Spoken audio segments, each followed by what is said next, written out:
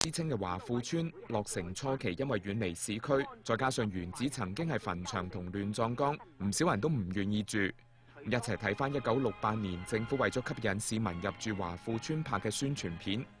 華富村建築喺風景優美嘅薄扶林海邊，係香港屋宇建設委員會嘅第8個廉租屋村。呢度每個居住單位都有寬闊嘅地方，有獨立廚房，有客廳，仲有沖涼房。每日放工翻到嚟屋企，用花灑沖翻個涼，真係人生樂事。華富村裏邊仲有好多花園添。細佬哥最高興嘅呢，就係兒童遊樂場啦，仲有好多間學校同埋幼稚園，教育我哋嘅下一代。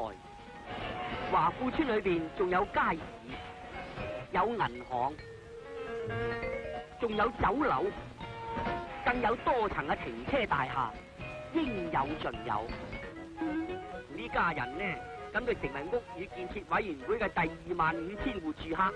你睇下佢哋喺華富村嘅新屋幾整齊，啲細佬哥而家可以舒舒服服咁做功課，仲可以喺騎樓種翻幾盆花，一家人安安樂樂咁過日子添。